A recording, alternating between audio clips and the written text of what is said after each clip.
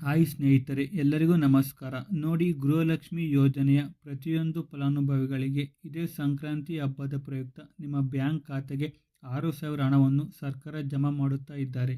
ಈ ಬರುವ ಸೋಮವಾರ ಅಂದರೆ ಜನವರಿ 13ರಂದು ಕರ್ನಾಟಕದ 27 ಜಿಲ್ಲೆಗಳಿಗೆ ಗೃಹಲಕ್ಷ್ಮಿ ಯೋಜನೆಯ 16 ಮತ್ತು 17ನ ಕಂತಿನ ಹಣವನ್ನು ಹಾಕುತ್ತಿದ್ದಾರೆ. ಅಂದರೆ 4,000 ಹಣವನ್ನು ಹಾಕುತ್ತಿದ್ದಾರೆ.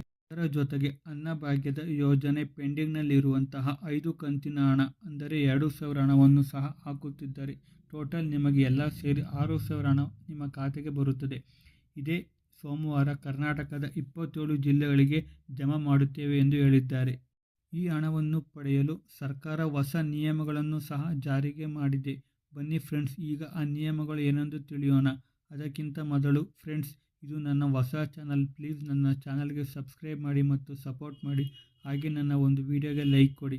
ನಾಳೆ ಸೋಮವಾರ 27 ಜಿಲ್ಲೆಗಳಿಗೆ ಪ್ರತಿಯೊಂದು ಫಲಾನುಭವಿಗಳಿಗೆ ಸರ್ಕಾರ 6,000 ಹಣವನ್ನು ಬಿಡುಗಡೆ ಮಾಡುತ್ತಾ ಇದ್ದಾರೆ. ಅದು ನಿಮಗೆ ಜನವರಿ 20ರ ಒಳಗೆ ಬರುತ್ತದೆ. ಹಾಗಾದರೆ ಬನ್ನಿ ಫ್ರೆಂಡ್ಸ್, ಯಾವ್ಯಾವ ಜಿಲ್ಲೆಗೆ ಹಾಕುತ್ತಿದ್ದಾರೆ ಎಂದು ತಿಳಿದುಕೊಳ್ಳೋಣ. ಮೊದಲಿಗೆ ಬಾಗಲಕೋಟೆ, ಬೆಳಗಾವಿ, ವಿಜಯಪುರ, ಧಾರವಾಡ, ಗದಗ, ಹಾವೇರಿ, ಉತ್ತರ ಕರ್ನಾಟಕ, ಬೆಂಗಳೂರು ನಗರ, ಬೆಂಗಳೂರು ಗ್ರಾಮಾಂತರ, ರಾಮನಗರ, ಚಿಕ್ಕಬಳ್ಳಾಪುರ, ಚಿತ್ರದುರ್ಗ, ದಾವಣಗೆರೆ, ಕೋಲಾರ, ಶಿವಮೊಗ್ಗ, ತುಮಕೂರು, ಬಳ್ಳಾರಿ, ಬೀದರು, ಕಲಬುರಗಿ, ಕೊಪ್ಪಳ, ರಾಯಚೂರು, ಯಾದಗಿರಿ, ವಿಜಯನಗರ, ಚಾಮರಾಜನಗರ, ಚಿಕ್ಕಮಗಳೂರು, ದಕ್ಷಿಣ ಕನ್ನಡ, ಹಾಸನ, ಕೊಡಗು, ಮಂಡ್ಯ, ಮೈಸೂರು ಮತ್ತು ಉಡುಪಿ. ಈ 27 ಜಿಲ್ಲೆಗಳಿಗೆ ಪ್ರತಿಯೊಂದು ಫಲಾನುಭವಿಗಳಿಗೆ ಸಂಕ್ರಾಂತಿ ಹಬ್ಬದ ಪ್ರಯುಕ್ತ ನಿಮ್ಮ ಖಾತೆಗೆ 6,000 ಹಣವನ್ನು ಸರ್ಕಾರ ಜಮಾ ಮಾಡುತ್ತಾ ಇದ್ದಾರೆ. ಈಗ ನಿಮಗೆ ಯಾವ ಜಿಲ್ಲೆಗೆ ಹಣವನ್ನು ಬಿಡುಗಡೆ ಮಾಡುತ್ತಿದ್ದಾರೆ ಎಂಬುದು ಗೊತ್ತಾಯಿತು. ಈಗ ಯಾವ ಹೊಸ ನಿಯಮಗಳು ಎಂದು ತಿಳಿದುಕೊಳ್ಳೋಣ ಬನ್ನಿ. ಮೊದಲನೇ ನಿಯಮ, ಗೃಹಲಕ್ಷ್ಮಿ ಯೋಜನೆಯ ಪ್ರತಿಯೊಂದು ಫಲಾನುಭವಿಗಳು ಯಾರೆಲ್ಲ ಇದ್ದೀರಾ, ನಿಮ್ಮ ಮನೆಯ ಪ್ರತಿಯೊಂದು ಸದಸ್ಯರ ಆಧಾರ್ ಕಾರ್ಡನ್ನು ನಿಮ್ಮ ಬಳಿಯಲ್ಲಿರುವ ರೇಷನ್ ಕಾರ್ಡಿಗೆ ಲಿಂಕ್ ಮಾಡಿಸಿರಬೇಕು.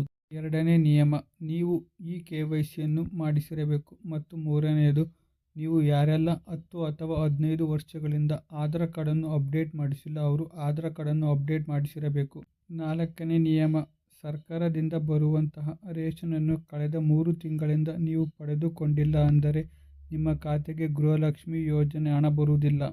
ಮತ್ತು ಐದನೇ ನಿಯಮ, ನಿಮ್ಮ ವಾರ್ಷಿಕ ಆದಾಯ 7 ಲಕ್ಷಕ್ಕಿಂತ ಕಡಿಮೆ ಇರಬೇಕು. ಒಂದು ವೇಳೆ 7 ಲಕ್ಷಕ್ಕಿಂತ ಜಾಸ್ತಿ ಇದ್ದರೆ ನಿಮ್ಮ ಖಾತೆಗೆ ಗೃಹಲಕ್ಷ್ಮಿ ಯೋಜನೆ ಹಣ ಬರುವುದಿಲ್ಲ.